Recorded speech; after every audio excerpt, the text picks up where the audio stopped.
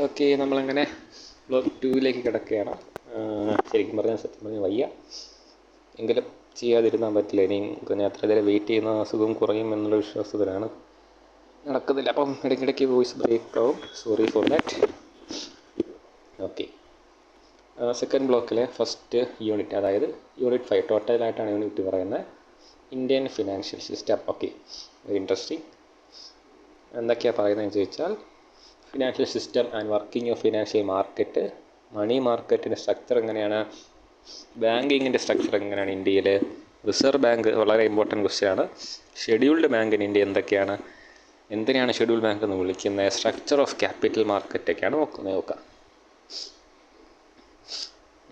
Financial system and working, ഇതാണ് ഒരു financial സിസ്റ്റത്തിൻ്റെ അടിസ്ഥാനം എന്ന് പറയുന്നത്. ഇൻഡിവിജ്വൽ ഹൗസ് ഹോൾഡുകൾ എന്ത് ചെയ്യുന്നു, പൈസ സേവ് ചെയ്യുന്നു, ഫിനാൻഷ്യൽ സിസ്റ്റത്തിലേക്ക് ഇൻവെസ്റ്റ് ചെയ്യുന്നു. ഇത് ലോണായിട്ട് കടമായിട്ട് വാങ്ങാൻ വരുന്ന ആൾക്ക് കൊടുക്കുന്നു. ഈ കടമായിട്ട് വാങ്ങാൻ വരുന്ന ആൾ എന്ത് ചെയ്യും, ഫിനാൻഷ്യൽ സിസ്റ്റത്തിലേക്ക് വിത്ത് ഇൻട്രസ്റ്റ് പേയ്മെൻറ്റ് ചെയ്യുന്നു. ഇൻട്രസ്റ്റിൻ്റെ ഒരു പാർട്ടി ഇവർക്ക് കിട്ടുന്നു, ബാക്കി ഫിനാൻഷ്യൽ സിസ്റ്റത്തിൻ്റെ അകത്ത് തന്നെ വീണ്ടും കിടക്കുന്നു. ഇങ്ങനെയാണ് ലോകത്തുള്ള എല്ലാ ഫിനാൻഷ്യൽ സിസ്റ്റവും അല്ലെങ്കിൽ ഫിനാൻഷ്യൽ മാർക്കറ്റും വർക്ക് ചെയ്ത് പോകുന്നത്. Okay, structure of money market. Financial മാർക്കറ്റിന് 2 മെയിൻ കമ്പോണൻ്റ് ഉണ്ട്, മണി മാർക്കറ്റും ക്യാപിറ്റൽ മാർക്കറ്റും. Capital market long term lending ആണെങ്കിൽ, മണി മാർക്കറ്റ് എന്ന് പറഞ്ഞിട്ടുണ്ട് ഷോർട്ട് ടേം ലെൻഡിങ്ങിന് വേണ്ടിയിട്ടുള്ളതാണ്. എന്തിനാണ് മണി മാർക്കറ്റ്? അതാ to provide access to short term fund, okay, to enable the central bank. നമ്മൾ RBIനെ ഒരു ഇതായിട്ട് കൺട്രോളിങ് സാധനമായിട്ട് റെഗുലേറ്ററായിട്ട് അവിടെ നിലനിർത്തുന്നു. ഷോർട്ട് ടേം സർപ്ലസസും ഡെഫിസിറ്റും തമ്മിലുള്ള ഒരു ഇക്വിലിബ്രിയം കൊണ്ടുവരുന്നു. ഓക്കെ, വെരി ഗുഡ്, നല്ല ഒബ്ജക്റ്റീവ്സ്. ഇത് ഇമ്പോർട്ടൻ്റ് ആണ്. Instruments of money market, just എന്താണെന്നെങ്കിലും ഒരു പേരെങ്കിലും ഓർമ്മ വേണം. ഇതാണ് സാധനങ്ങൾ. കാൾ മാർക്കറ്റ് അല്ലെങ്കിൽ നോട്ടീസ് മാർക്കറ്റ്, ഇത് കാൾ പേപ്പറാണ് കേട്ടോ. കാൾ പേപ്പറിൻ്റെ മാർക്കറ്റിനാണ് കോൾ മാർക്കറ്റ് എന്ന് പറയുന്നത്. കൊമേഴ്ഷ്യൽ പേപ്പേഴ്സിൻ്റെ മാർക്കറ്റാണ് കൊമേഴ്ഷ്യൽ പേപ്പർ മാർക്കറ്റ് എന്ന് പറയുന്നത്. കൊമേഴ്ഷ്യൽ ബിൽ മാർക്കറ്റ് ഉണ്ട്, ട്രഷറി ബിൽ മാർക്കറ്റ് ഉണ്ട്, സർട്ടിഫിക്കറ്റ് ഓഫ് ഡെപ്പോസിറ്റ് ഉണ്ട്, മ്യൂച്വൽ ഫണ്ട്സ് ഉണ്ട്. മണി മാർക്കറ്റിൽ ഷോർട്ട് ടേം ട്രേഡ് ചെയ്യുന്ന മ്യൂച്വൽ ഫണ്ട്സ് ഉണ്ട്. ഇത്രയാണ് ഇതിലെ മേജർ ഇൻസ്ട്രുമെൻറ്റ്സ്. ഇൻസ്ട്രുമെൻറ്റുകളുടെ പേര് മനസ്സിൽ ഓർമ്മ വേണം. കോൾ മാർക്കറ്റ് എന്ന് പറഞ്ഞാൽ എന്താ, കോൾ പേപ്പേഴ്സ് ഉണ്ട്, അല്ലെങ്കിൽ കോൾ മണി ഉണ്ട്. ഓക്കെ, കോൾ മണി ഉണ്ട്. കോൾ മണി എന്ന് പറയുന്നത് ഈ പറയുന്ന പോലെ എന്താണ്, ഒന്നുമില്ല, കടം കൊടുക്കുന്നത് തന്നെയാണ്. ഒരു ഇൻസ്റ്റിറ്റ്യൂഷൻ വേറെ ഇൻസ്റ്റിറ്റ്യൂഷന് കടം കൊടുക്കുകയാണ് മോസ്റ്റ് പ്രോബബ്ലി ബാങ്കുകൾക്കിടയിൽ നടക്കുന്നത്. ഓക്കെ, ഇതിൻ്റെ റീപേയ്മെൻറ്റ് 14 ദിവസത്തിലകം നടത്തണം. കണ്ടില്ലേ, 1 വർഷത്തിന് താഴെയാണ് അതിൻ്റെ റീപേയ്മെൻറ്റ് കൊടുക്കുന്ന സമയം എന്ന് പറയുന്നത്. അത്രയേ ഉള്ളൂ. ഇപ്പോൾ 2 ബാങ്കുകൾ തമ്മിലായിരിക്കാം മോസ്റ്റ് പ്രോബബ്ലി ഇത് ചെയ്യുന്നത്. ഓക്കെ, അപ്പോൾ എത്ര ദിവസത്തേക്കായിരിക്കും? 14 ദിവസത്തേക്കാണ്. ആ പീരീഡാണ് ഇവരെ വ്യത്യസ്തമാക്കുന്നത്. ഇനി കൊമേഴ്ഷ്യൽ പേപ്പേഴ്സ് എന്ന് പറയുന്നത് വലിയ കമ്പനികളാണ്. അവരുടെ പെട്ടെന്നുണ്ടാകുന്ന എന്നാൽ വളരെ ഷോർട്ട് ടേം കൊണ്ട് മീറ്റ് ചെയ്യേണ്ടതായ കടങ്ങളുണ്ട്. പെട്ടെന്ന് അവർക്ക് മീറ്റ് ചെയ്യേണ്ട കടങ്ങളുണ്ട്. അപ്പോൾ അത് മീറ്റ് ചെയ്യാൻ വേണ്ടിയിട്ട് നമ്മൾ തൽക്കാലത്തേക്ക് മറിക്കുക എന്നൊക്കെ പറയില്ല, നമ്മൾ ആവശ്യത്തിന് വേണ്ടി. അതേപോലെ ഈ കമ്പനികൾ തൽക്കാലം ഒരു ആവശ്യത്തിന് വേണ്ടി മറിക്കാൻ വേണ്ടിയിട്ട് എടുക്കുന്ന ഒരു ഇൻസ്ട്രുമെൻ്റാണ് കൊമേഴ്ഷ്യൽ പേപ്പർ. അവർ ഈ കൊമേഴ്ഷ്യൽ പേപ്പറിനെ പബ്ലിക്കിൻ്റെ മുമ്പിൽ വിൽക്കാൻ പറ്റിയിട്ട് 7 ദിവസം മുതൽ 365 ദിവസം, 1 വർഷത്തിൽ കൂടുതൽ അതിൻ്റെ മെച്യൂരിറ്റി വരാൻ പാടില്ല. അതുവഴി എന്ത് ചെയ്യാം, പൈസ കളക്ട് ചെയ്യാം. 5 ലക്ഷമോ അതിൻ്റെ മൾട്ടിപ്ലൈസിലോ, അതായത് ഒരു പേപ്പർ 5 ലക്ഷത്തിന് അല്ലെങ്കിൽ 10 ലക്ഷത്തിന് 15 ലക്ഷത്തിന് അങ്ങനെ പോകാൻ പറ്റത്തില്ല. ചെറിയ എമൗണ്ട് ഒന്നും കളക്ട് ചെയ്യാൻ പറ്റത്തില്ല. ഇതൊരു പെട്ടെന്ന് വേണ്ടി വരുന്ന ആവശ്യമാണ്. അവരെന്തുണ്ട്, ഇങ്ങനെ ഒരു ഇൻസ്ട്രുമെൻ്റ് മാർക്കറ്റിൽ ഇറക്കി പൈസ കളക്ട് ചെയ്യും. ഓക്കെ, അപ്പോൾ നേരത്തെ പറഞ്ഞത് കാൾ മണിയായിരുന്നു. ബാങ്കുകൾ തമ്മിൽ 14 ദിവസത്തിനകം, ഇത് 7 ദിവസവും 360 ദിവസത്തിൻ്റെ ഇടയ്ക്ക് എത്ര വേണം മെച്യൂരിറ്റി വരാം, 1 വർഷത്തിൽ കൂടുതൽ പോകാൻ പാടില്ല. Now the treasury bill. Treasury bill എന്ന് പറയുന്നത് ആരിറക്കുന്നതാണ്? ഗവൺമെൻറ് ഓഫ് ഇന്ത്യയുടെ ഒരു ബോറിംഗ് ആണ്. ഗവൺമെൻറ് ഓഫ് ഇന്ത്യ പണം കണ്ടെത്തുന്ന ഒരു പരിപാടിയാണ് ട്രഷറി ബിൽ എന്ന് പറയുന്നത്. ട്രഷറി ബിൽ ഈ പറഞ്ഞ പോലെ പലതുണ്ട്. 99 ദിവസത്തിൽ മെച്യൂരിറ്റി ഉള്ളത്,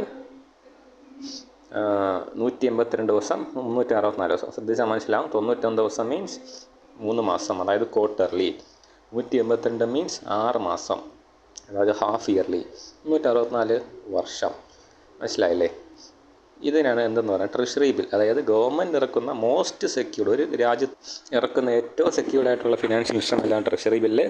അതുകൊണ്ട് തന്നെയാണ് ട്രഷറി ബില്ല് കൊടുക്കുന്ന ഒരു ഇൻട്രസ്റ്റ് റേറ്റ് ഉണ്ടാവുമല്ലോ, ആ ഇൻട്രസ്റ്റ് റേറ്റിനെ എന്താണ് risk free rate of return എന്ന് പറയും. ഏറ്റവും റിസ്ക് കുറഞ്ഞ ഒരു റിട്ടേൺ ആണ് ഇവരെ ട്രഷറി ബില്ല്. റിസ്ക് കുറവായതുകൊണ്ട് തന്നെ റിട്ടേണും ആ രാജ്യത്ത് കിട്ടുന്നത് ഏറ്റവും കുറവായിരിക്കും മോസ്റ്റ് വകുകളിൽ. ഓക്കെ,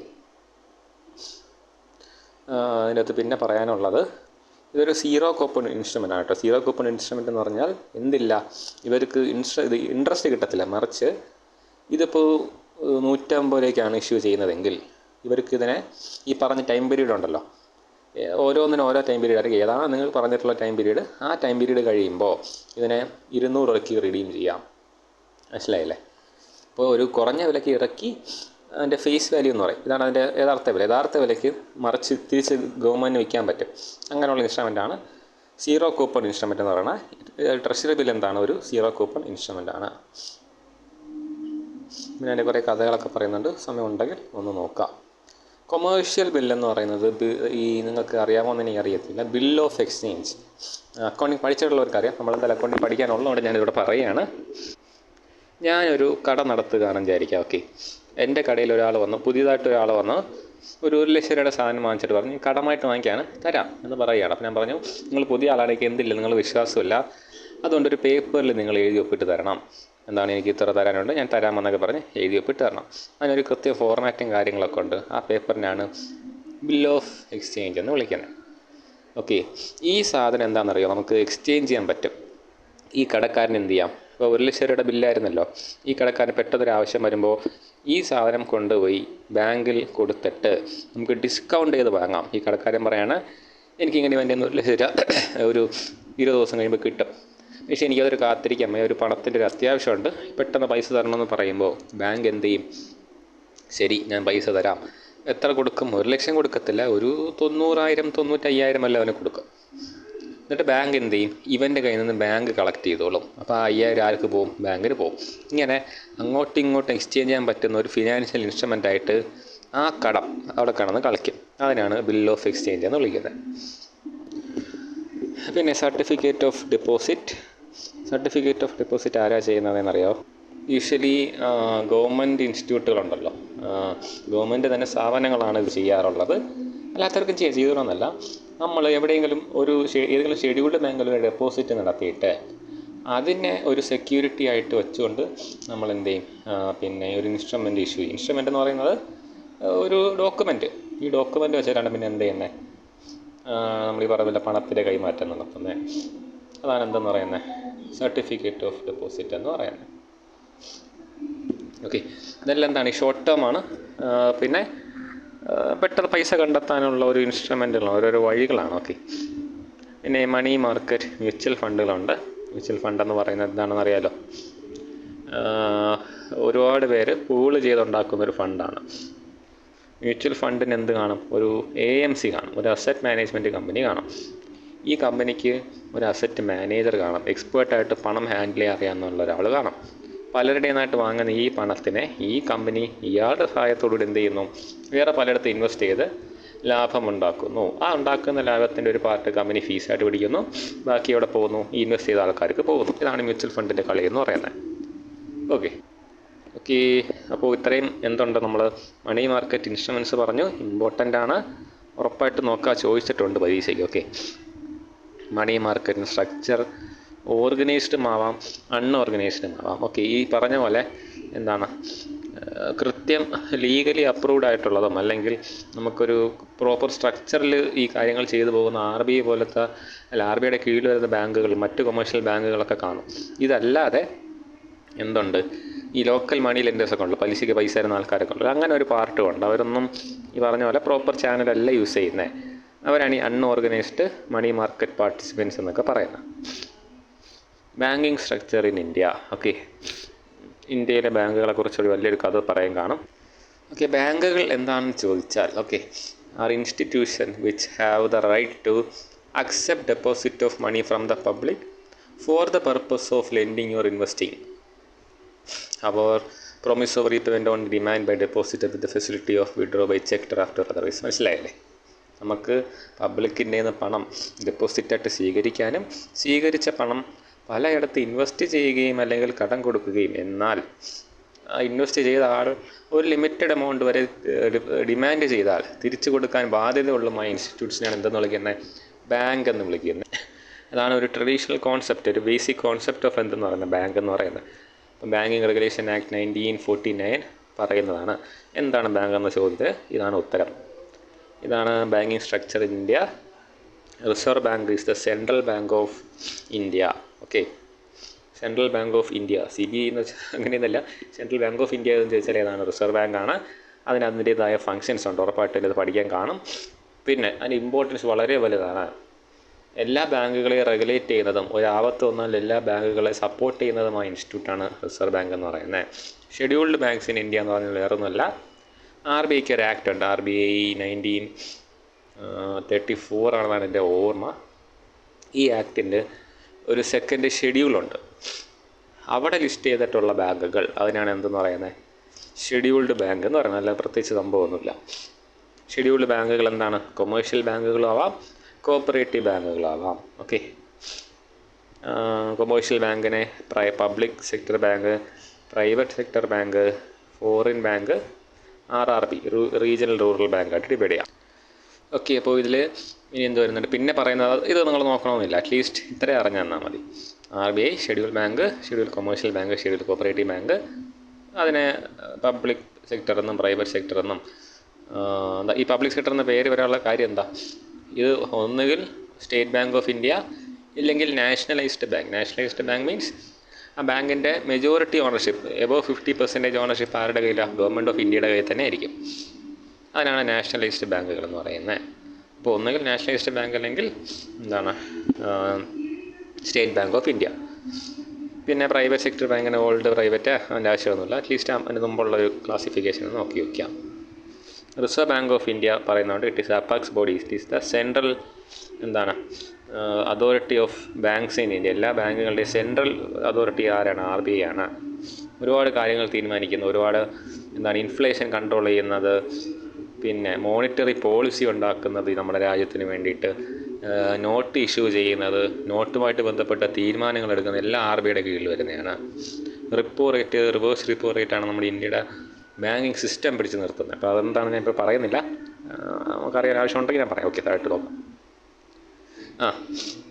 ഇതാണ് RBI ആക്ട് 1934. അത് വെച്ചാണ് ഇതൊക്കെ ജസ്റ്റ് ഒന്ന് പോയിൻറ്റ്സ് മനസ്സിലുണ്ടാകും, നല്ലതാണ്. Okay, functions of RBI, at least ഈ പോയിൻറ്റ്സ് എങ്കിലും ഒന്ന് മനസ്സിലുണ്ടാവട്ടെ. നോട്ട് ഇഷ്യൂ ചെയ്യുന്നത് ഓഫ് കോഴ്സ് നമ്മുടെ RBI ആണ്. ബാങ്കുകൾക്ക് ആവശ്യം വരുമ്പോൾ ലെൻഡ് ചെയ്യുന്ന ആരാണ്, RBI ആണ്. പിന്നെ ഗവൺമെൻറ്റിനും ഡെപ്റ്റ് മാനേജേഴ്സിനൊക്കെ ബാങ്കറായിട്ട് ആര് പ്രവർത്തിക്കും, RBI പ്രവർത്തിക്കും. പിന്നെ ബാങ്കിങ് സെക്ടറിൻ്റെ അകത്ത് അനാവശ്യമായ ഒന്നും നടക്കുന്നില്ല, തെറ്റുകളൊന്നും നടക്കുന്നില്ല എന്നൊക്കെ ഉറപ്പാക്കുന്നത്. ഇപ്പോൾ ഓംബുഡ്സ്മാൻ്റെ കാര്യമൊക്കെ ഇടയ്ക്കിടയ്ക്ക് അമിതാഭ് ബച്ചൻ ഒന്ന് ഓർമ്മിപ്പിക്കുന്നത് എന്തുകൊണ്ടാണ്, RBIയുടെ പാർട്ടാണ്, RBIയുടെ ഒരു പാർട്ടാണ്. അപ്പം അവരുടെ ഒരു ഫംഗ്ഷൻ്റെ അകത്ത് വരുന്നതാണ് എന്താണ്, ബാങ്കിങ് സെക്ടറിലെ തെറ്റുകളൊന്നും നടക്കുന്നില്ല. ഇപ്പോൾ വളരെ റീസെൻ്റ് ആയിട്ട് എന്താ ഇനാക്റ്റീവായിട്ട് നടക്കുന്ന ബാങ്ക് അക്കൗണ്ടുകളൊക്കെ ആക്റ്റീവ് ആക്കുന്നത് എങ്ങനെയെന്നുള്ളത് എളുപ്പമാണ്, KYC പുതുക്കിയാൽ മതി, എളുപ്പമാണെന്ന് പറഞ്ഞിട്ട് ഇടയ്ക്കിടയ്ക്ക് പരസ്യം വരുന്നുണ്ട്. അപ്പോൾ ഇതൊക്കെ പ്രോപ്പറായിട്ട് നടക്കുന്നുണ്ട്. ഇതിൽ പേരിലൊരു കള്ളത്തരം നടക്കുന്നില്ല എന്ന് ഉറപ്പാക്കേണ്ടത് ആരുടെ ജോലിയാണ്, RBIയുടെ ജോലിയാണ്. Of course foreign exchange manage ചെയ്യുന്നത് RBI ആണ്. നമ്മുടെ രാജ്യത്ത് ഫിനാൻഷ്യൽ സ്റ്റെബിലിറ്റി ഉറപ്പാക്കാൻ വേണ്ടിയിട്ട് ഈ repo rate, reverse repo rate adjust ചെയ്യുന്നത് RBI ആണ്. ഡെവലപ്മെൻറ്റിന് വേണ്ടി വർക്ക് ചെയ്യുന്നു. മോണിറ്ററി പോളിസി വളരെ ഇമ്പോർട്ടൻ്റ്, മോണിറ്ററി പോളിസി ഫോം ചെയ്യുന്നതിന് അവരാണ്. അപ്പോൾ നമ്മുടെ രാജ്യത്ത് 2 പോളിസിയുണ്ട്, fiscal policy, monetary policy. Fiscal ആരാ ചെയ്യുന്നത്, ഗവൺമെൻറ് ഓഫ് ഇന്ത്യ നേരിട്ടാണ് ചെയ്യുന്നത്. അവിടെ പിന്നെ മിനിസ്ട്രി ഓഫ് ഫിനാൻസ് ആണ് ചെയ്യുന്നത്. മോണിറ്ററി പോളിസി ഫോർമുലേറ്റ് ചെയ്യുന്നത് RBI ആണ്. ഓക്കെ, മനസ്സിലുണ്ടാവട്ടെ. ഓക്കെ, നോട്ടീസ് ചെയ്യുന്നു. ബാങ്കുകളുടെ ബാങ്കറായിട്ടും ഗവൺമെൻറ്റിൻ്റെ ബാങ്കായിട്ടും പ്രവർത്തിക്കുന്നു, റെഗുലേറ്റ് ചെയ്യുന്നു, ഫോറിൻ എക്സ്ചേഞ്ച് മാനേജ് ചെയ്യുന്നു, ഡെവലപ്മെൻറ്റിന് സഹായിക്കുന്നു, മോണിറ്ററി പോളിസി ഫോം ചെയ്യുന്നത്. മോണിറ്ററി പോളിസിയാണ് എന്ത് ചെയ്യുന്നത്, പ്രോബ്ലംസ് ഓഫ് ഇൻഫ്ലേഷനൊക്കെ കൺട്രോൾ ചെയ്യുന്നത് മോണിറ്ററി പോളിസിയാണ്. ഇത് എന്താണ്, മോണിറ്ററി പോളിസീൻ്റെ അകത്തുള്ള മെത്തേഡ്സാണ്. Okay, methods adopted by RBI to for credit control, credit control ചെയ്യാൻ വേണ്ടിയിട്ട്, അല്ലെങ്കിൽ എന്താണ് ഈ മണി സപ്ലൈ, നമ്മുടെ ഇതിൻ്റെ അകത്തുള്ള പബ്ലിക്കിലുള്ള മണി സപ്ലൈ കൺട്രോൾ ചെയ്യാൻ വേണ്ടിയിട്ട് എന്തൊക്കെ മെത്തേഡ് എടുക്കുന്നുണ്ടെന്നുള്ളതാണ്. ഒന്ന്, CRR, cash reserve ratio. Cash reserve ratio എന്ന് പറഞ്ഞാൽ ബാങ്ക് എന്ത് ചെയ്യുന്നറിയാവോ, അല്ല RBI എന്ത് ചെയ്യുന്നറിയാവോ, ഈ ബാങ്കുകളെടുത്ത് അവരുടെ ഡെപ്പോസിറ്റിൻ്റെ ഒരു പെർസെൻറ്റേജ് എവിടെ വയ്ക്കാൻ പറയും? അവരുടെ കയ്യിലുള്ള ഡെപ്പോസിറ്റുകളുണ്ടല്ലോ, അതിൻ്റെ 1% RBIയുടെ കയ്യിൽ സൂക്ഷിക്കാൻ പറയും. RBIയുടെ കയ്യിൽ സൂക്ഷിക്കാൻ പറയും. ഇതാണ് എന്താണെന്ന് പറഞ്ഞാൽ CRR എന്ന് പറയുന്നത്. അപ്പോൾ ക്യാഷ് റിസർവ് റേഷ്യോ, ക്യാഷായിട്ട് റിസർവ് വെക്കേണ്ടത് റേഷ്യോ എത്രയാണെന്നുള്ളത് ഇതവർ മാറ്റിക്കൊണ്ടിരിക്കും. എന്തിനാണ് മാറ്റുന്നത്? നമ്മളെ പബ്ലിക്കിൻ്റെ കയ്യിൽ ഒരുപാട് ഫണ്ട് ഉണ്ടെന്നായാൽ ഇവരെന്ത് ചെയ്യും, ഈ CRR പയ്യെ പിടിച്ചങ്ങ് കൂട്ടിക്കൊണ്ടുപോകും. അപ്പോൾ ഇത് കൂടുമ്പോൾ എന്ത് ചെയ്യും, പബ്ലിക്കിൽ കിടക്കുന്ന ഒരുപാട് പൈസ എങ്ങോട്ട് കയറും? RBIയിലോട്ട് കയറും. അതേസമയം നേരെ തിരിച്ചാണ്, ഡീഫ്ലേഷനാണുള്ളത്. പബ്ലിക്കിൻ്റെ കയ്യിൽ ഫണ്ട് വളരെ കുറവാണ്. ഇവരെന്ത് ചെയ്യും, RBI പറയും നിങ്ങൾ ഇത്രയും കാലം 10% പൈസയാണ് RBIയിൽ വെച്ചിട്ടിരുന്നത്, ഇനി അത്രയും വയ്ക്കേണ്ട ഒരു 5% വെച്ചാൽ മതി. അപ്പോൾ അവർ 5% രൂപ തിരിച്ച് എങ്ങോട്ട് വരും? പബ്ലിക്കിലേക്ക് വരും. ഇപ്പോൾ RBIക്ക് എന്ത് ചെയ്യാൻ പറ്റും?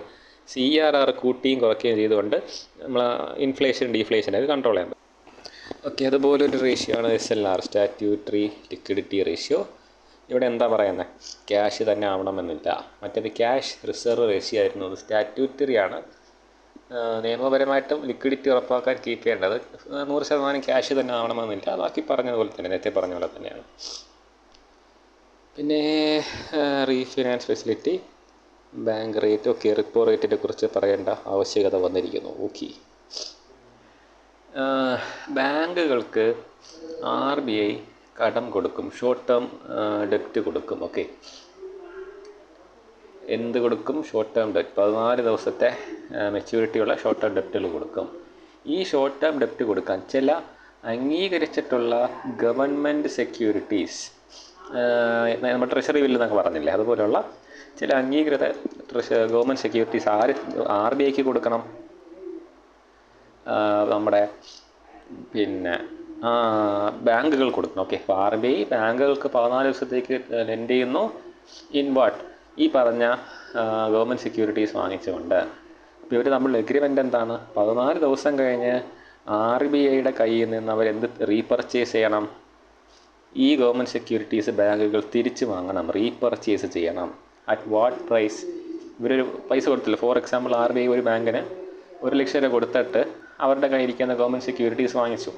ഈ സാധനം ഈ 1 ലക്ഷം രൂപ തിരിച്ച് കൊടുത്തിട്ട് ആയിരിക്കും അവർ തിരിച്ച് വാങ്ങുന്നത്. ഗവൺമെൻറ് സെക്യൂരിറ്റീസ് തിരിച്ച് വാങ്ങുമ്പോൾ എന്ത് ചെയ്യണം? ഇതിനേക്കാൾ കൂടുതൽ പൈസ ഉണ്ട്. ഫോർ എക്സാമ്പിൾ 1,10,000 കൊടുക്കണം എന്ന് വിചാരിക്കുക. ഇത് എക്സാമ്പിളാണ്. അപ്പോൾ RBI എന്ത് ചെയ്യുന്നു? ബാങ്കുകൾക്ക് 1 ലക്ഷം രൂപ ലെൻഡ് ചെയ്യുന്നു. ഈ ബാങ്ക് എന്ത് ചെയ്യുന്നു? ഗവൺമെൻറ് സെക്യൂരിറ്റീസ് RBIയുടെ കൊടുക്കുന്നു. 14 ദിവസം കഴിഞ്ഞ് ആര് തിരിച്ച് വാങ്ങും? ഈ ബാങ്കുകൾ ഉറപ്പായിട്ടും ഈ ഗവൺമെൻറ് സെക്യൂരിറ്റീസ് തിരിച്ച് വാങ്ങും. എത്ര രൂപ കൊടുത്തിട്ട്? RBIക്ക് 1,10,000 കൊടുത്തിട്ട്. അർത്ഥം 10% ഇൻട്രസ്റ്റ് അവിടെ കൊടുക്കുന്നു. ഈ ഇൻട്രസ്റ്റ് റേറ്റിനെയാണ് അപ്പോൾ ഈ ബാങ്കുകൾ RBIയിൽ കൊടുക്കുന്ന ഗവൺമെൻറ് സെക്യൂരിറ്റീസ് റീപർച്ചേസ് ചെയ്യാമെന്ന് പറഞ്ഞ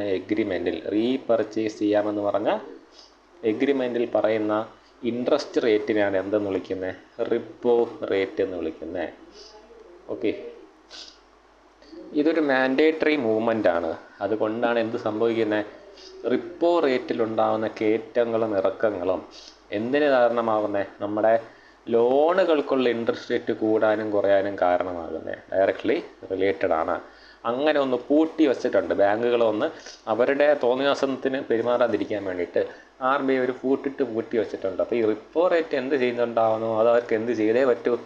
ബാങ്കുകൾക്ക് അഡ്ജസ്റ്റ് ചെയ്തേ പറ്റത്തുള്ളൂ. റിപ്പോ റേറ്റ് കൂടുമ്പോൾ ബാങ്കുകൾ കൊടുക്കുന്നത് കാര്യം അവർക്ക് പൈസ കടം കിട്ടുന്നത് ഈ 10 റേറ്റിനാണല്ലോ. ആ റേറ്റ് 10%. അത് കൂടുമ്പോൾ എന്ത് ചെയ്യണം? അവർ കൊടുക്കുന്ന കടത്തിൻ്റെ ഇൻട്രസ്റ്റും കൂട്ടിയേ പറ്റൂ. ഇത് കുറയുമ്പോൾ അവർക്ക് കൊടുക്കുന്ന ഇൻട്രസ്റ്റും കുറയ്ക്കേണ്ടതാണ്. അപ്പോൾ ഇതാണ് റിപ്പോ റേറ്റ് എന്ന് പറഞ്ഞാൽ. റീപർച്ചേസ് ചെയ്യുന്ന ആ ഒരു ഗവൺമെൻറ് സെക്യൂരിറ്റി റീപർച്ചേസ് ചെയ്യുമ്പോൾ അതിന് കൊടുക്കുന്ന ഇൻട്രസ്റ്റിനെയാണ് എന്തെന്ന് പറയുന്നത്? റിപ്പോ റേറ്റ് എന്ന് പറയുന്നത്. റിവേഴ്സ് റിപ്പോ നേരെ തിരിച്ചാണ്. അവിടെ ലെൻഡർ ആരാണ്? ബാങ്കുകളാണ്. ഓക്കെ, ബാങ്കുകളാണ് അവിടെ ലെൻഡറായിട്ട് വരുന്നത്. ആരായിരിക്കും കടം വാങ്ങുന്നത്? RBI കടം വാങ്ങുന്നു. അപ്പോൾ അവിടെ RBI ആണ് പണം തിരിച്ച് കൊടുക്കുന്നത്. അപ്പോൾ ആര് റീപർച്ചേസ് ചെയ്യണം? നമ്മുടെ RBI ഇവരുടെ നിന്ന് റീപർച്ചേസ് ചെയ്യണം. അത് ആ ഒരു റേറ്റിന് ഇവരിപ്പോൾ ഇങ്ങനെ ചെയ്യുമ്പോൾ ഉള്ള ഇൻട്രസ്റ്റ് റേറ്റിനാണ് റിവേഴ്സ് റിപ്പോ റേറ്റ് എന്ന് പറയുന്നത്. ഓക്കെ, ഇവിടെ പറയുന്നുണ്ട് it is the interest rate at which RBI borrow from bank. Okay, in order to absorb liquidity എന്തിനാണ് ബാങ്ക് ബോറോ ചെയ്യുന്നത്? ഒരിക്കലും RBI കടത്തിലെത്തിയിട്ടല്ല ബോറോ ചെയ്യുന്നത്. എന്തിനാണ് അവിടെ നിന്ന് ബോറോ ചെയ്യുന്നത്? ഇവർക്ക് ആവശ്യമുള്ളതിൽ കൂടുതൽ പണമുണ്ടെന്ന് മനസ്സിലാക്കിയാൽ അത് ഇവരുടെ കയ്യിൽ നിന്ന് എടുത്ത് മാറ്റണം. അവരുടെ എക്സ്ട്രാ ഓവർ ദി ലിക്വിഡിറ്റി ഉണ്ടെങ്കിൽ അത് നമുക്ക് എന്താണ് അബ്സോർബ് ചെയ്യണം. അതിന് വേണ്ടിയിട്ടാണ്. 100% മനസ്സിലായോന്ന് എനിക്കറിയത്തില്ല. അതങ്ങനെ ഒരു സംഭവം ഉണ്ട്. ഇത് 2021 റിപ്പോ ആണ്. ഇതൊക്കെ ഒരുപാട് മാറിയിട്ടുണ്ട്. ഇപ്പോൾ 5 പോയിൻറ്റ് സംതിങ് ആണെന്നാണ് എൻ്റെ ഓർമ്മ. നോക്കാം, ഒന്ന് മനസ്സിലുണ്ടാകാൻ നല്ലതാണ്. ഓക്കെ. പിന്നെ ഓപ്പൺ മാർക്കറ്റ് ഓപ്പറേഷൻ നമ്മളിപ്പോൾ എന്താ നോക്കുന്നതെന്നറിയോ? Monetary policy. RBI എങ്ങനെയാണ് ഈ മോണിറ്ററി പോളിസി നിലവിൽ കൊണ്ടുവരുന്നത്? ഇപ്പോൾ RBI നമ്മുടെ പണപ്പെരുപ്പം കുറയ്ക്കണം അല്ലെങ്കിൽ ഡീഫ്ലേഷൻ കുറയ്ക്കണമെന്നൊക്കെ വിചാരിക്കുമ്പോൾ എങ്ങനെയാണ് ചെയ്യുന്നതെന്ന്, എന്തൊക്കെ ടൂൾസാണ് ഉപയോഗിക്കുന്നത് എന്നുള്ളതാണ് ഈ പറഞ്ഞു പോകുന്നത്. റിപ്പോ റേറ്റും CRRഉം SLRഉം പിന്നെ ഓപ്പൺ മാർക്കറ്റ് ഓപ്പറേഷൻ വളരെ ഇമ്പോർട്ടൻറ്റ് സാധനമാണ്. ഞാൻ മുമ്പ് പറഞ്ഞിട്ടുണ്ട് ഓപ്പൺ മാർക്കറ്റ് ഓപ്പറേഷൻ. അതായത് ഒരു ബാങ്കല്ല RBI എന്ത് ചെയ്യുന്നു, അവരുടെ ഇപ്പോൾ ഫോർ എക്സാമ്പിൾ ഇൻഫ്ലേഷൻ ആകുമ്പോൾ എന്ത് സംഭവിക്കും? പബ്ലിക്കിൻ്റെ ഇരിക്കുന്ന പണം കൂടി നിൽക്കുകയാണ്. ഈ പണം കുറയ്ക്കണം. അതാണ് നമ്മൾ RBIയുടെ മോണിറ്ററി പോളിസിയുടെ ഉദ്ദേശം. ഓക്കെ, കാരണം മനസ്സിലായല്ലോ. ഇൻഫ്ലേഷനാണ്, പബ്ലിക്കിൻ്റെ പണം കൂടി നിൽക്കുന്നു, നമുക്കതിനെ താഴേക്ക് കൊണ്ടുവരണം. അപ്പോൾ RBI എന്ത് ചെയ്യുന്നു? അവരുടെ കയ്യിരിക്കുന്ന ഒരുപാട് ഗവൺമെൻറ് സെക്യൂരിറ്റീസ് അവർ വിൽക്കുമ്പോൾ ആൾക്കാർ വാങ്ങാൻ വേണ്ടി ആൾക്കാർ പൈസ ചിലവാക്കും. ആ പണം എങ്ങോട്ട് പോവും? RBIയിലേക്ക് പോവും. ഇപ്പോൾ പബ്ലിക്കിൻ്റെ ഇരിക്കുന്ന പണം കുറയുമല്ലോ. മനസ്സിലായല്ലേ? ഇപ്പോൾ ക്രിസ്മസ് ആയി, എല്ലാവർക്കും ബോണസ് കിട്ടി, എല്ലാവരുടെ കയ്യിരിക്കുന്ന ഫണ്ട് കൂടി നിൽക്കുകയാണ്. അപ്പോൾ അവർക്ക് ആ സമയത്ത് ചിലവാക്കാൻ പ്രത്യേകിച്ച് കാരണമൊന്നും ഇല്ലെങ്കിൽ അനാവശ്യമായിട്ട് അവരുടെ കയ്യിൽ ഫണ്ട് ഇരിക്കും. അതുകൊണ്ടാണ് എല്ലാവരും എന്ത് ചെയ്യുന്നത്, എല്ലാ ബിസിനസ്സുകാരും എന്ത് ചെയ്യുന്നത്, ഓഫറുകളുമായിട്ട് ഇറങ്ങുന്നത്. അപ്പോൾ പലരും ബക്കറ്റ് ലിസ്റ്റിൽ ഇട്ട് വെച്ചിരുന്ന സാധനങ്ങൾ ഇതാണ് വാങ്ങിക്കാൻ ബെസ്റ്റ് ടൈമെന്നും പറഞ്ഞ് അവർ ഇറങ്ങും. അവരുടെ കയ്യിൽ എന്തുണ്ട്? ക്യാഷ് ഉണ്ടല്ലേ. ഇതേ ടെക്നിക്കാണ് ആരും ചെയ്യുന്നത്, RBIയും ചെയ്യുന്നത്. അവരിത് ഈ പറഞ്ഞ പോലെ ഇൻഫ്ലേഷൻ ഉണ്ടാകുന്ന സമയത്ത് ഗവൺമെൻറ് സെക്യൂരിറ്റീസ് വിൽക്കുമ്പോൾ എന്ത് സംഭവിക്കും? ആൾക്കാർ വാങ്ങാൻ വരുന്നു. അവരുടെ കയ്യിൽ ഫണ്ട് ഉണ്ടല്ലോ, ഫണ്ട് ഒരുപാടുണ്ടെന്നുള്ളതാണ് ഇൻഫ്ലേഷൻ വന്നത്. ഫണ്ടുള്ളതുകൊണ്ട് അവരെന്ത് ചെയ്യും? ഈ ഭാവിയിലേക്ക് നമുക്ക് ഇൻവെസ്റ്റ് ചെയ്യാം എന്നും പറഞ്ഞിട്ട് ഈ സെക്യൂരിറ്റീസ് അവർ വാങ്ങിച്ച് വയ്ക്കും. ഈ സെക്യൂരിറ്റീസ് എന്ന് പറഞ്ഞാൽ എന്താണെന്ന് മനസ്സിലാവുന്നുണ്ടല്ലോ. അത് നമ്മളെ ട്രഷറി വെല്ല് പോലുള്ള ഇൻവെസ്റ്റ്മെൻറ്റ് ഓപ്ഷൻസിനാണ് ഇവിടെ സെക്യൂരിറ്റീസ് എന്ന് പറയുന്നത്. ഈ സെക്യൂരിറ്റീസ് വാങ്ങിച്ച് വയ്ക്കുന്നു. അങ്ങനെ എന്ത് ചെയ്യുന്നു? ആൾക്കാരുടെ കയ്യിരിക്കുന്ന പൈസ കുറയുന്നു, ആ പണം തിരിച്ച് RBIയിലേക്ക് എത്തുന്നു. ഇനി ഡീഫ്ലേഷനാണ് ഉണ്ടായത്. ആൾക്കാരുടെ ഇരിക്കുന്ന പണം വളരെ കുറവാണ്.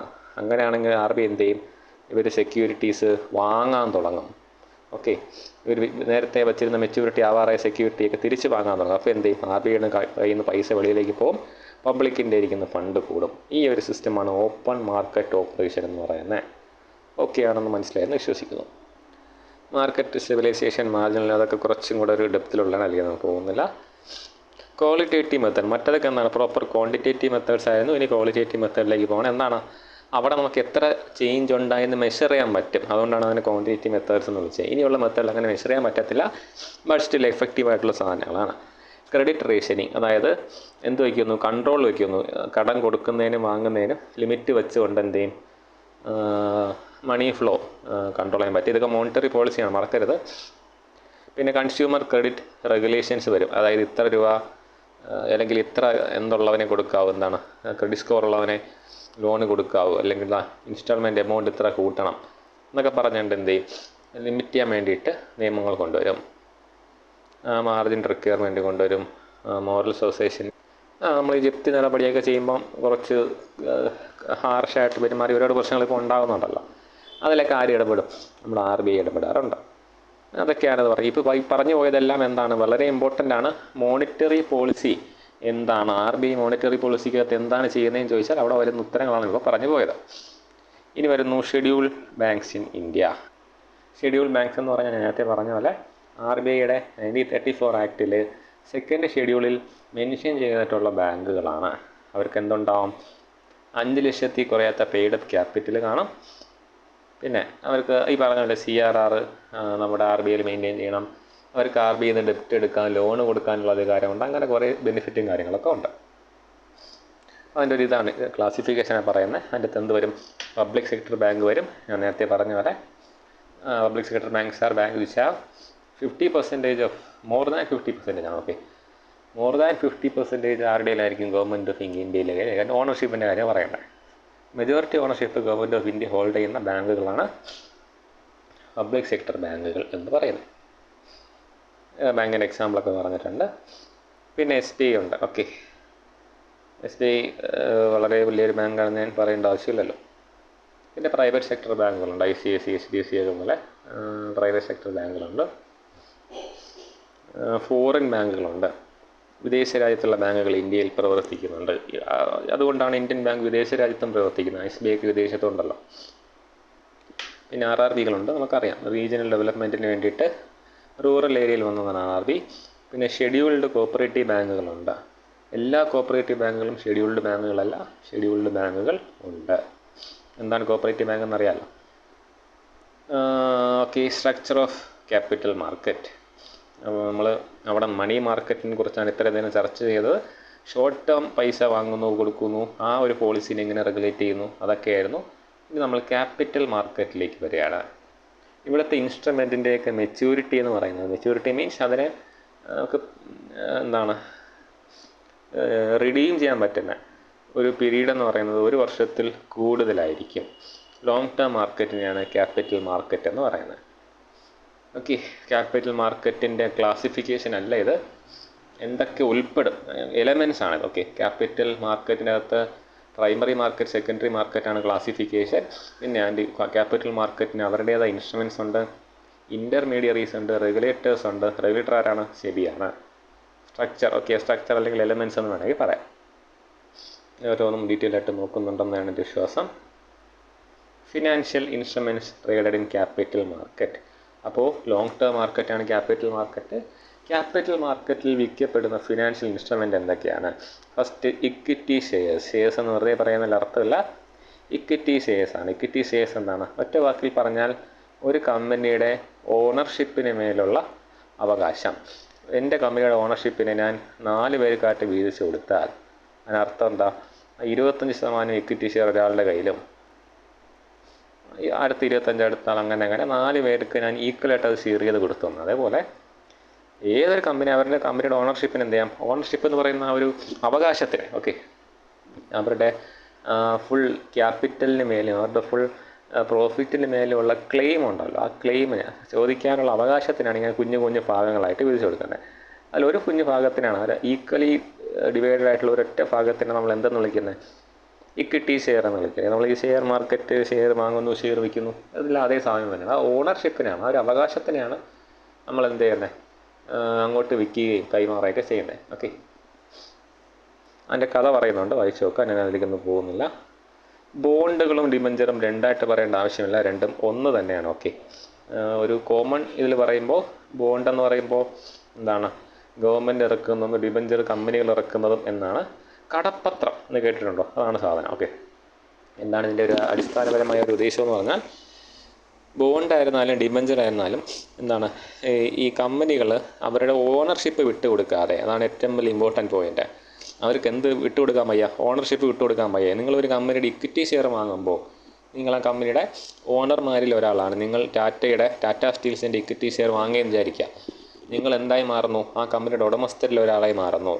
നമ്മുടെ ടാറ്റയ്ക്ക് ഒരു തീരുമാനം എടുക്കണം, ഒരു ഡിസിഷൻ എടുക്കണമെന്നുണ്ടെങ്കിൽ നിങ്ങൾ ശ്രദ്ധിച്ചാലറിയാം, ഷെയർ വാങ്ങുന്നവർക്കറിയാം, നിങ്ങൾക്ക് എന്ത് വരും? മെയിൽ വരും അല്ലേ?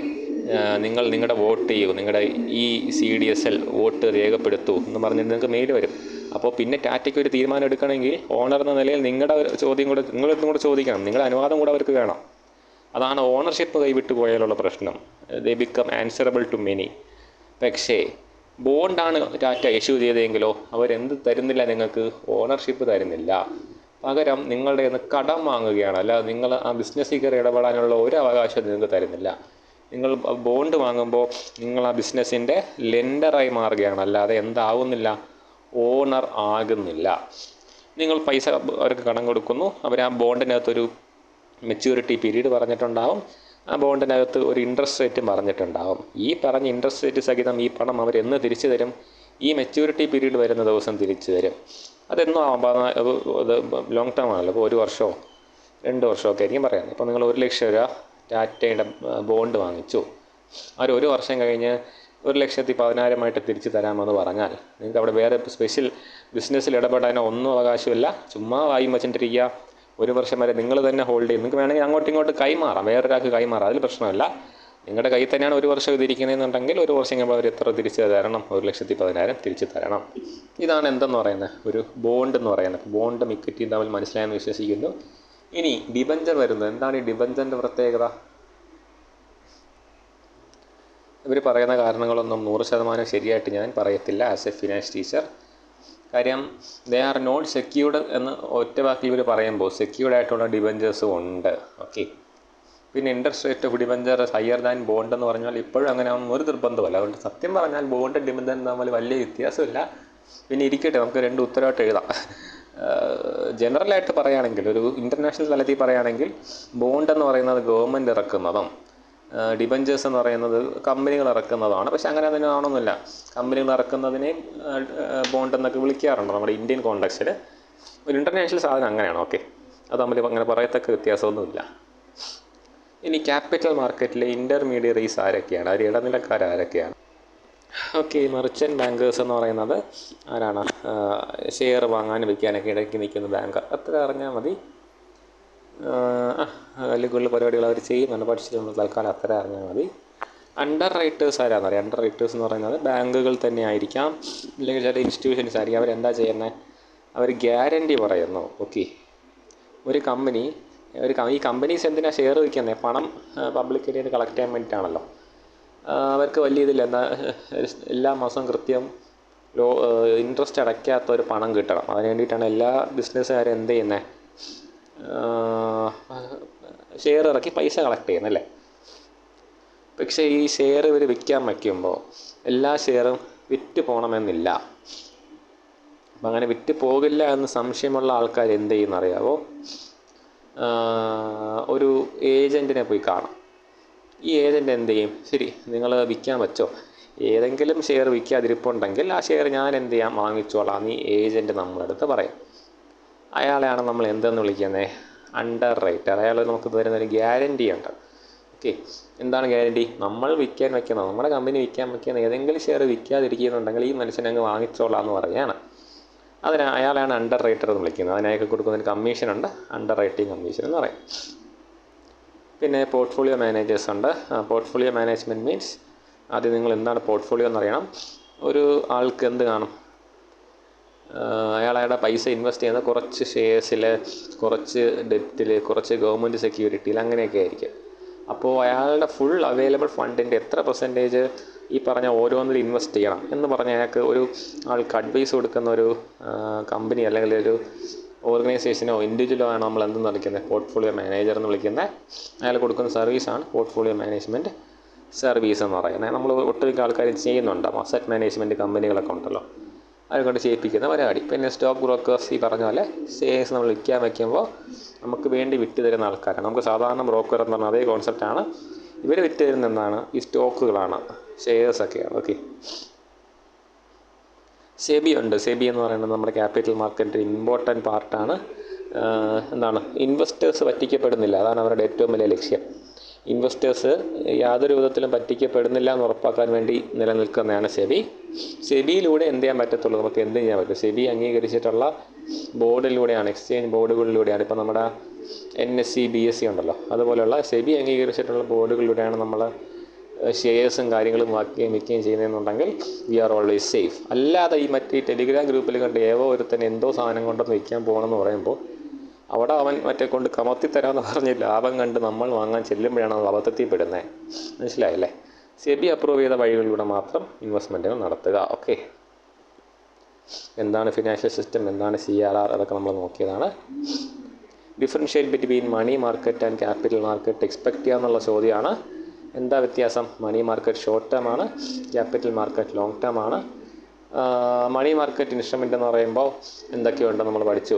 നമ്മുടെ treasury bill, certificate of deposit, commercial bill, call money, അതൊക്കെ ക്യാപിറ്റൽ മാർക്കറ്റിൽ ഷെയർ, ബോണ്ട്, ഡിബഞ്ചർ അതൊക്കെ വരും.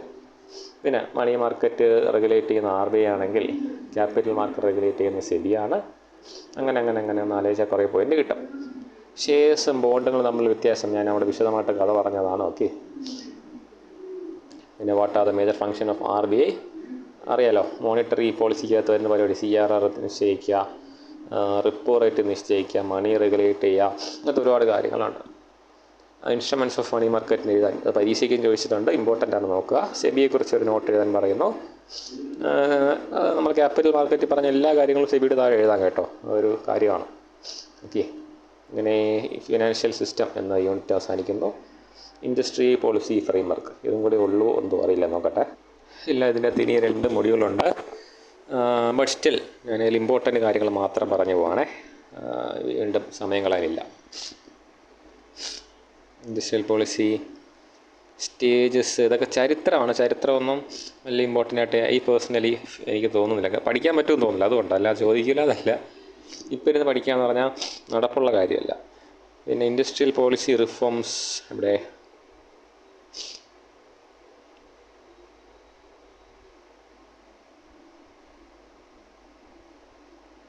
ആക്റ്റുകളുടെ പേര് പറ്റുമെങ്കിൽ ഒന്ന് ഓർത്ത് വയ്ക്കുക, ഇമ്പോർട്ടൻ്റാണ്. ഇതോട്ട് നോക്കാം. ന്യൂ ഇൻഡസ്ട്രിയൽ പോളിസി 1991 ഏറ്റവും കൂടുതൽ ചർച്ച ചെയ്യപ്പെട്ട ഒരു ഇൻഡസ്ട്രി പോളിസി വരുന്നത്.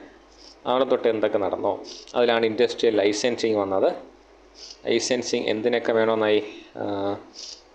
ആൽക്കഹോൾ പ്രൊഡക്ഷൻ, ഡിഫെൻസ് എക്യുപ്മെൻ്റായിട്ട് എന്തെങ്കിലും പൂർണ്ണമായിട്ടും അമ്യൂണിറ്റീസ് ആർമറീസ് ഉണ്ടാക്കാൻ ആരെ അനുവദിക്കത്തില്ല. അതിൻ്റെ ചെറിയ ചെറിയ പാർട്ടുകൾ ഔട്ട്സോഴ്സ് ചെയ്യാറുണ്ട്. അതെന്തെങ്കിലും ഉണ്ടാക്കുന്നുണ്ടെങ്കിൽ എയ്റോസ്പേസിൻ്റെ എന്തെങ്കിലും ഇതെല്ലാം എന്തിൻ്റെ കീഴിൽ വന്നു? ലൈസൻസിങ്ങിൻ്റെ കീഴിൽ കൊണ്ടുവന്നോ. എന്നിട്ട് എന്ത് ചെയ്തു? Generation of atomic energy, railway പോലത്തെ കാര്യങ്ങൾ എന്താക്കി? പൂർണ്ണമായിട്ടും പബ്ലിക് സെക്ടറിൻ്റെ കീഴിൽ, അതായത് പ്രൈവറ്റിന് ഒരിക്കലും എൻ്റർ ചെയ്യാൻ പറ്റില്ല എന്ന് പറഞ്ഞ് റെസ്ട്രിക്റ്റ് ചെയ്തു. ഫോറിൻ ഡയറക്റ്റ് ഇൻവെസ്റ്റ്മെൻറ്റുകൾ പലയിടത്തും 100% ഓട്ടോമാറ്റിക് അപ്രൂവലൊക്കെ, അത് 2 റൂട്ടൊക്കെ ഉണ്ട്, അതിലേക്കൊന്നും അവർ പോകുന്നില്ല, ഞാനും പോകുന്നില്ല. വിദേശത്തുള്ളവർക്ക് ഇവിടെ ഒരു ബിസിനസ് തുടങ്ങാൻ 100% അവരുടെ തന്നെ ഇൻവെസ്റ്റ്മെൻറ്റ് കൊണ്ട് തുടങ്ങാം എന്നുള്ളൊരു വകുപ്പൊക്കെ വന്നത് പിന്നീടാണ്. ഡയറക്റ്റ് ഇൻവെസ്റ്റ്മെൻ്റ് എന്നാണ് കേട്ടോ ഉദ്ദേശിക്കുന്നത്. അത് നമ്മൾ ബിസിനസ്സിൽ പണം മുടക്കുന്നു എന്നല്ല, നേരെ മറിച്ച് ഇവിടെ ഒരു ബിസിനസ് എസ്റ്റാബ്ലിഷ് ചെയ്യാൻ വേണ്ടിയിട്ട് 100% അവരുടെ തന്നെ ഫണ്ടിൽ എസ്റ്റാബ്ലിഷ് ചെയ്യാൻ ആർക്ക് അനുവാദം കൊടുത്തു? ഫോറിൻ ബിസിനസ്സുകൾക്ക് അനുവാദം കൊടുത്തു. ചിലയിടത്ത് എന്ത് ചെയ്തു? റെസ്ട്രിക്ഷൻസ് പിന്നെ കീപ്പ് ചെയ്തിട്ടുണ്ട്. 100% കൊടുത്തു, മീൻസ് വരുന്നവർ അപ്രൂവ്ഡ് ആയിട്ടുള്ളവർക്ക് 100% കൊടുത്തിട്ടുണ്ട്. പിന്നെ ഫോറിൻ ടെക്നോളജി ഇങ്ങോട്ട് കൊണ്ടുവരാൻ തുടങ്ങി. അതിൻ്റെ കണക്കിലേക്കൊന്നും ഞാൻ പോകുന്നില്ല. പിന്നെ പബ്ലിക് സെക്ടറിന് എന്ത് ചെയ്യാൻ തുടങ്ങി? റീഫർബിഷ് ചെയ്യാൻ തുടങ്ങി, പുതുക്കി പണിയാൻ തുടങ്ങി. അതാ BIFR വളരെ ഇമ്പോർട്ടൻ്റ് ആണ്. Board of industrial and financial reconstruction വഴി സിക്കായിട്ടുള്ള യൂണിറ്റുകൾ കണ്ടെത്തി നമ്മുടെ ഗവൺമെൻറ് സെക്ടറിൻ്റെ അകത്ത് അതിന് ഇൻപവർ ചെയ്യാൻ തുടങ്ങി. MRTP ആക്ട് കൊണ്ടുവന്ന് എന്ത് ചെയ്തു?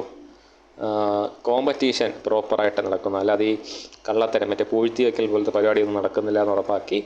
ഇതാണ് പിന്നീട് 2002 തോന്നുന്നു കോമ്പറ്റൻസി ആക്റ്റായിട്ട് മാറിയത്, CC ആയിട്ട് മാറിയത്. അനാലിസിസ്, മേജർ സ്ട്രെങ്ത് എന്താണ്, മേജർ വീക്ക്നെസ് എന്താണെന്നൊക്കെ നോക്കുന്നുണ്ട്. ഇതൊന്നും നമ്മളെ കൊണ്ട് ഇരുന്ന് കാണാൻ പഠിക്കാൻ പറ്റുന്ന സാധനങ്ങളൊന്നുമല്ല. കേരളത്തെ പറ്റി ജസ്റ്റ് ഒരു ഐഡിയ ഉണ്ടാക്കി വെച്ചേക്കാം, എന്തെങ്കിലും എഴുതാനെങ്കിലും. അതൊക്കെ അറിയാനുള്ള കാര്യങ്ങൾ തന്നെയാണ്, ജസ്റ്റ് ഒന്ന് നോക്കി വെച്ചേക്കുക. Leave it. കോമ്പറ്റീഷൻ പോളിസിയെക്കുറിച്ച് നമ്മൾ പറഞ്ഞു. Competition commission of India 2003 competition act പ്രകാരം. അവരുടെ ഉദ്ദേശം എന്താണ്? അൺഫെയർ ആയിട്ടുള്ള പ്രാക്ടീസസ് ഒന്നും നടക്കുന്നില്ല എന്ന് ഉറപ്പാക്കുക, പ്രോപ്പർ കോമ്പറ്റീഷൻ നടക്കുന്നുണ്ടെന്ന് ഉറപ്പാക്കുക. പിന്നെ സർവീസസിൻ്റെയും ഗുഡ്സിൻ്റെയും ക്വാളിറ്റി, കൺസ്യൂമറിന് ഇമ്പോർട്ടൻസ് കൊടുക്കുന്നുണ്ട്, മാർക്കറ്റിൽ വേണ്ടത്ര ഫ്രീഡം എല്ലാവർക്കും കിട്ടുന്നുണ്ട്. ഇതൊക്കെ ഉറപ്പാക്കുക എന്നുള്ളതാണ് കോമ്പറ്റീഷൻ ആക്ടിൻ്റെയും കോമ്പറ്റീഷൻ കമ്മീഷൻ ഓഫ് ഇന്ത്യയുടെയും ഉദ്ദേശം. ഇതൊക്കെ സ്പെഷ്യൽ എക്കണോമിക്സ് സോൺ എന്ന് പറഞ്ഞാൽ പേര് പറയും. ഇത് നിങ്ങളൊന്നും 100% കാണാൻ പഠിക്കാൻ നിൽക്കരുതെന്ന് ഞാൻ പറയൂ. അവരുടെ ഉദ്ദേശം എന്താ? ബിസിനസ് പ്രൊമോട്ട് ചെയ്യാൻ വേണ്ടി ഒരുപാട് എന്ത് കൊടുക്കുന്നുണ്ട്? പിന്നെ ആനുകൂല്യങ്ങൾ കൊടുക്കുന്നുണ്ട്. ആ ഒരു സ്പെഷ്യൽ ഏരിയ കൊടുക്കും. ആ ഏരിയക്കകത്താണ് നമ്മൾ ബിസിനസ് ചെയ്യുന്നതെന്നുണ്ടെങ്കിൽ എന്താണ്? Duty free import of capital goods അനുവദിക്കും. പിന്നെ ക്യാപിറ്റൽ ഗുഡ്സ് മാത്രമല്ല, റോ മെറ്റീരിയൽ എല്ലാം ഇമ്പോർട്ട് ചെയ്യുന്നെങ്കിൽ എന്ത് കൊടുക്കണ്ട? ഇവിടെ സ്പെഷ്യൽ എക്കണോമിക് സോണിൽ പ്രവർത്തിക്കുന്ന ഒരു കമ്പനി ആണെന്നുണ്ടെങ്കിൽ നമുക്ക് എന്ത് കൊടുക്കണ്ട? ഡ്യൂട്ടി കൊടുക്കണ്ട. കസ്റ്റംസ് ഡ്യൂട്ടി ഉണ്ടല്ലോ, അത് കൊടുക്കണ്ട. പിന്നെ 5 വർഷത്തേക്ക് ടാക്സ് എക്സംഷൻ ഉണ്ട്. മാറ്റിൽ എക്സംഷൻ കിട്ടും. അതെന്താണെന്ന് കുഴപ്പമില്ല, ഒരു ടാക്സ് അത്ര അറിഞ്ഞാൽ മതി. പിന്നെ സ്റ്റാമ്പ് ഡ്യൂട്ടിയിൽ എക്സംഷൻ, അങ്ങനെ പല ബെനിഫിറ്റുകളും ആ ഒരു പ്രത്യേക സ്ഥലത്ത് ബിസിനസ് നടത്തിയാൽ കൊടുക്കുന്നുണ്ട്. അത്രേ പറയുന്നുള്ളൂ. ക്വസ്റ്റ്യൻസ് എന്താണെന്ന് നമുക്ക് നോക്കാം. ഈ സമ്മറി ഒന്ന് വായിക്കുക കേട്ടോ, സമ്മറി ഇമ്പോർട്ടൻ്റ് ആണ്.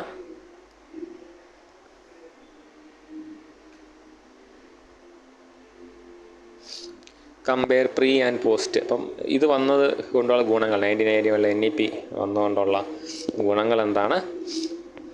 പിന്നെ ഗിവ് എ റോഡ് ഒന്നും വേണ്ട. Changes in present trade industrial policy. ഇതെല്ലാം നമ്മൾ കയ്യിൽ നിന്നിട്ട് എഴുതാനുള്ള സാധനങ്ങളാണ്. ചെറിയ വാക്കുകളൊന്ന് നോക്കി ഓർത്ത് വയ്ക്കുക എന്നുള്ളതേ ഉള്ളൂ. അങ്ങനെ ജനറൽ ക്വസ്റ്റ്യൻസ് ഒരുപാട് പ്രതീക്ഷിക്കാം. Moving on to the last unit of block 2, unit 7, agriculture business and environment, farm reform, trend in agriculture production, key players in agriculture sector ചോദിച്ചിട്ടുണ്ട്. നമുക്ക് കയ്യിൽ നിന്നിട്ട് എഴുതാനുള്ള ഒരു കോമൺ സെൻസ് ഉണ്ടെങ്കിൽ ഒരു കോമൺ ഐഡിയ ഉണ്ടെങ്കിൽ എഴുതാനുള്ളതേ ഉള്ളൂ. നോക്കാം. എപ്പോഴും നമ്മുടെ രാജ്യത്തിൽ ഏറ്റവും കൂടുതൽ ആൾക്കാർ ഡയറക്റ്റ്ലി ഓർ ഇൻഡയറക്റ്റ്ലി എന്തിനെ ആശ്രയിക്കുന്നു? പ്രൊഡക്ഷനെ, അഗ്രികൾച്ചറിനെ ആശ്രയിക്കുന്നുണ്ട്. ഈ ഡേറ്റയൊക്കെ ഒന്ന് ഓർമ്മയുണ്ടെങ്കിൽ നല്ലതാണ്. കാര്യം നമ്മളെന്തോ പഠിച്ചിട്ടാണ് എഴുതുന്നതെന്ന് നോട്ടിച്ച് നോക്കുന്നവർക്ക് ഒരു തോന്നൽ വരും. എന്താണ് ഇതിൽ ഇവല്യൂഷൻ നടന്നത്? 1947 മുതൽ എന്ത് സംഭവിച്ചു?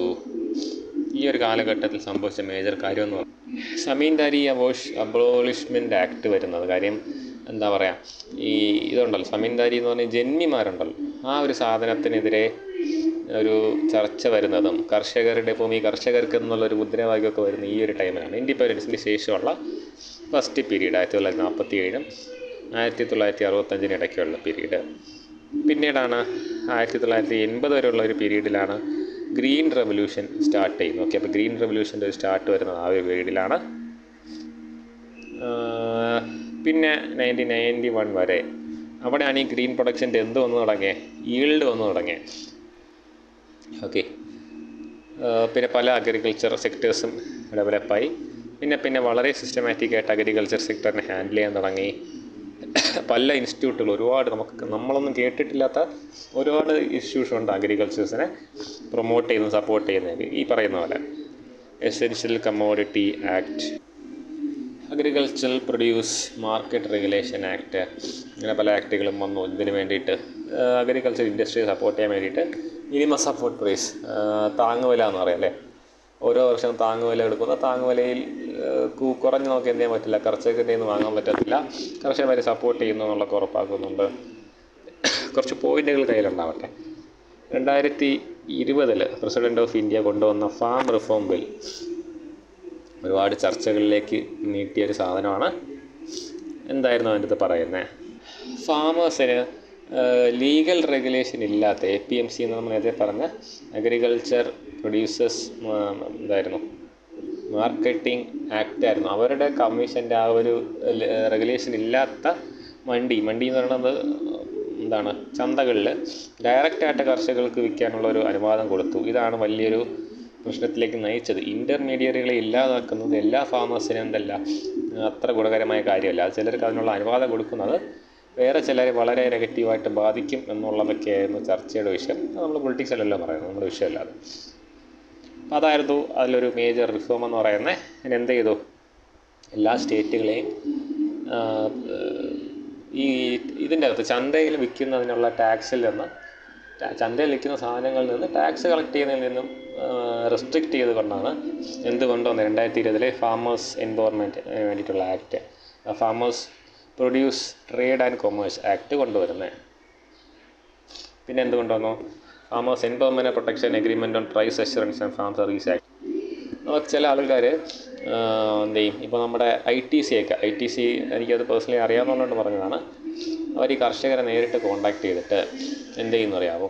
അവരുടെ വിലയ്ക്ക് നേരത്തെ ഒരു പ്രൈസ് പറഞ്ഞേക്കും. ഒരു 100 രൂപ ചീപ്പ് പ്രൈസ് ആയിരിക്കും. 100 രൂപ പെർ ലാൻഡ് വെച്ചിട്ട് അവർ പ്രൈസ് പറയുന്നത്. ഒരു ലാൻഡിൽ വിളയുന്ന സാധനത്തിന് 100 വേണ്ട 1 ലക്ഷം രൂപ നമുക്ക് ജസ്റ്റ് വയ്ക്കാം. ഇങ്ങനെ അവർ നേരത്തെ പറഞ്ഞ ഒരു വില നിശ്ചയിച്ചിട്ട് എന്ത് ചെയ്യും? കൃഷി വളർന്നു കഴിയുമ്പോൾ വേറെ ആർക്കും കൊടുക്കാൻ പാടില്ല. മാർക്കറ്റ് പ്രൈസ് എന്തോ ആയിക്കോട്ടെ, ഏത് പ്രൈസിൽ കൊടുക്കണം? ഇവർ നേരത്തെ നിശ്ചയിച്ച വിലയിൽ ആർക്ക് കൊടുക്കും? ITCക്കാർക്ക്, കർഷകർ കൊടുക്കും. അതാണ് അവരുടെ ഒരു സ്റ്റാൻഡ്, അവരുടെ ഒരു രീതി. ഇപ്പോൾ ഈ വലിയ കമ്പനികൾ ഇങ്ങനെ ഒരു എഗ്രിമെൻ്റ് ഉണ്ടാക്കി കർഷകരെ ചൂഷണം ചെയ്യുന്നതിനെ തടയാൻ വേണ്ടിയിട്ടാണ് എന്തുകൊണ്ടുവന്നത്? Farmers agreement on price assurance and farm service act കൊണ്ടുവന്നത്. പിന്നെ എസെൻഷ്യൽ കമ്മോഡിറ്റി ആക്ടിൽ എന്ത് ചെയ്തു? ഇതിൻ്റെ ഇമ്പോർട്ടൻസ്, നമ്മുടെ അഗ്രികൾച്ചർ പ്രൊഡക്ഷൻ്റെ ഇമ്പോർട്ടൻസ് കൂട്ടിക്കൊണ്ട് 2020 അമെൻമെൻറ്റ് വന്നു. ഇതൊക്കെയാണ് ഫാമേഴ്സ് റിലേറ്റഡ് ആയിട്ട് 2020 നടന്ന കാര്യങ്ങൾ. Key players in agriculture sector important ആണ്. ആരൊക്കെയുണ്ട്? മെർച്ചൻ്റ് മിഡിൽ മാൻ, കർഷകരിൽ നിന്ന് സാധനം വാങ്ങിച്ച് കച്ചവടം ചെയ്യുന്ന മിഡിൽ മാനുണ്ട്. പിന്നെ ഏജൻറ്റുകളുണ്ട് മിഡിൽ മാനായിട്ട് നിൽക്കുന്ന. സ്പെക്യുലേറ്റീവ് മിഡിൽ മാൻ വളരെ ഫിനാൻഷ്യലായിട്ടുള്ള സാധനമാണ്, അത് പറയാം. പിന്നെ ഇതിൻ്റെ പ്രോസസ്സ് ചെയ്ത് വിൽക്കുന്ന ആൾക്കാരുണ്ട്. ഫെസിലിറ്റേറ്റീവ് ഉണ്ട്. നമുക്ക് നോക്കാം.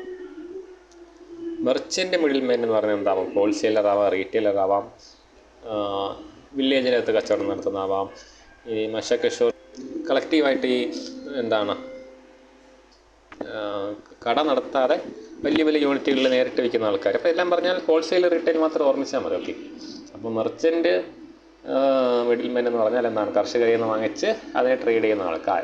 ഇനി ഏജൻറ്റുകളെന്ന് പറഞ്ഞാലോ, അവരുടെ പ്രത്യേകത ഞാനിപ്പോൾ പറഞ്ഞ പോലെ, ഇപ്പോൾ ITCക്ക് എന്ത് വേണം? ലാൻഡ് വേണം. അപ്പോൾ ഞാൻ പറഞ്ഞു, എനിക്ക് പേഴ്സണലി അറിയാമെന്ന് പറഞ്ഞ കാര്യം, എനിക്ക് പരിചയമുള്ളൊരു തമിഴ്നാട്ടിലെ പ്രൊഫസറുണ്ട്. പുള്ളിക്കാരൻ്റെ ജോലിയാണ്. പുള്ളി ഈ ITC പോലുള്ള കമ്പനികൾക്ക് കർഷകർക്കിടയിൽ എന്തായിട്ട് നിൽക്കും? ഇൻ്റർമീഡിയറി ആയിട്ട് നിൽക്കും. എന്നിട്ട് പുള്ളി എന്ത് ചെയ്യും? ഇവർക്കായിട്ട് സാധനം വാങ്ങിച്ച് കൊടുക്കും. പുള്ളിക്ക് സാധനം വേണ്ട. പുള്ളിക്ക് ഈ സാധനം ഈ കമ്പനിക്ക് വാങ്ങിച്ചു കൊടുക്കുമ്പോൾ കിട്ടുന്നൊരു കമ്മീഷനുണ്ട്. അത് തന്നെ കോടികൾ വരും, അത് വേറെ കാര്യം. അപ്പോൾ അതിന് വേണ്ടിയിട്ടാണ് പുള്ളി എന്ത് ചെയ്യുന്നത്? ഈ പറഞ്ഞ പരിപാടി ചെയ്യുന്നത്. സ്പെക്കുലേറ്റീവ് മിഡിൽ മാൻ എന്ന് പറഞ്ഞാൽ ആ ഒരു വിലയിൽ വരുന്ന വ്യത്യാസം ഉണ്ടല്ലോ, ആ വ്യത്യാസത്തിന്മേൽ അഡ്വാൻറ്റേജ് എടുക്കുന്ന ആൾക്കാരാണ്. ഫോർ എക്സാമ്പിൾ, ഇവരൊക്കെയാണ് ഈ പൂഴ്ത്തി വയ്ക്കൽ പോലുള്ള പരിപാടികളിലേക്ക് പോകുന്നത്. 100 രൂപയാണ് ഇപ്പോൾ സവാളയുടെ വില മാർക്കറ്റിൽ. വീട്ടിൽ സാധനം കൊണ്ട് പൂഴ്ത്തി വയ്ക്കും. എന്നിട്ട് എന്ത് ചെയ്യും? ഇതിൻ്റെ വില കൂടുമ്പോൾ ആ പൂഴ്ത്തി വെച്ച സാധനം എടുത്ത് മറച്ച് വയ്ക്കും. മനസ്സിലായല്ലേ? ആ ഒരു പരിപാടി. പിന്നെ പ്രോസസ്സേഴ്സ് കൊണ്ട് ഉദ്ദേശിക്കും ഇതിനെ അവരുടെ സ്വന്തം ബിസിനസ്സിന് വേണ്ടിയിട്ട് വാങ്ങുന്ന ഏജൻറ്റുകളാണ്. അപ്പം അവർ വാങ്ങുന്നത് തന്നെയാണ്. നമ്മൾ അഗ്രികൾച്ചറിൻ്റെ ട്രേഡിന് ഇമ്പോർട്ടൻ്റ് ആയിട്ടുള്ള പാർട്ട് തന്നെയാണ്. പക്ഷേ അവർ എന്തിനു വേണ്ടിയിട്ടാണ് വാങ്ങുന്നത്? അവരുടെ സ്വന്തം ബിസിനസ്സിന് വേണ്ടിയിട്ടായിരിക്കും. ഈ ഫെസിലിറ്റേറ്റീവ് മിഡിൽ മാനുകളുണ്ട്. ഇവരെന്ന് പറയുന്നത് ഇത് പലരെ കളക്റ്റീവായിട്ട് പറയുന്നതാണ് അല്ലേ. അതായത് ഈ സാധനം ചുമന്ന് അവിടെ എത്തിക്കാൻ വേണ്ടി സഹായിക്കുന്നവർ, മാർക്കറ്റിനകത്ത് മൂവ്മെൻറ്റിനെ സഹായിക്കുന്നവർ, ട്രാൻസ്പോർട്ടേഷനെ സഹായിക്കുന്നത്. അങ്ങനെ നമുക്ക് മിഡിൽ മാൻ എന്ന് ഉദ്ദേശിക്കുന്നത് അൾട്ടിമേറ്റ് കസ്റ്റമറിൽ. ഓക്കെ. പച്ചക്കറി അല്ലെങ്കിൽ അഗ്രികൾച്ചറിൻ്റെ എന്ത് പ്രൊഡക്റ്റ് വാങ്ങുന്ന അൾട്ടിമേറ്റ് കസ്റ്റമറിനും പ്രൊഡ്യൂസറിന് ഇടയ്ക്ക് നിൽക്കുന്ന എല്ലാവരും മിഡിൽ മാനാണ്. ഇവർ ഈ പറഞ്ഞ ട്രാൻസ്പോർട്ടേഷന് മൂവ്മെൻറ്റിനൊക്കെ സഹായിക്കുന്ന ആൾക്കാരാണ്. അപ്പോൾ ഇത്രയും മിഡിൽ മാൻ എവിടെ ഉണ്ട്? അഗ്രികൾച്ചറിലെ പ്ലേയേഴ്സ് ആയിട്ടുണ്ട്. ഇമ്പോർട്ടൻ്റ് ആണ്, ചോദിച്ചിട്ടുണ്ട്. നോക്കാം. Role and importance of agriculture marketing. ഞാനത് പറയുന്നില്ല, ഇമ്പോർട്ടൻ്റ് ആണ്. ബട്ട് നമുക്ക് കൈന്നിട്ട് എഴുതാനുള്ളതേ ഉള്ളൂ, കാണാതെ പഠിക്കാനും നിൽക്കേണ്ട. ഇത്രയാണ് ഇതിൻ്റെ അകത്ത് പറയുന്ന കാര്യങ്ങൾ. അപ്പോൾ ഇമ്പോർട്ടൻ്റ് ആയിട്ടുള്ള കാര്യം മിഡിൽ മാനിൻ്റെ കാര്യമാണ്. ഒരിക്കൽ ചോദിച്ചിട്ടുണ്ട്. പിന്നെ അഗ്രികൾച്ചറിലുണ്ടായ ഒരു ട്രാൻസ്ഫോർമേഷനൊക്കെ ഉണ്ടല്ലോ, അതൊക്കെ ജസ്റ്റ് മനസ്സിലുണ്ടാകും, നല്ലതാണ്. Critical and compare the pre and post 2020 agriculture reform in India. Give a roadmap to modify the existing laws. Okay. Suggest changes in present agriculture policy of India. നമ്മളടുത്ത് പറയാം ചേഞ്ച് എന്ത് കൊണ്ടുവരണം എന്നുള്ള. How will contract farming change the agricultural landscape in India? Discuss in detail. Contract farming എന്നൊരു സാധനം ഞാൻ ഒന്നുകൂടെ പറയുന്നു.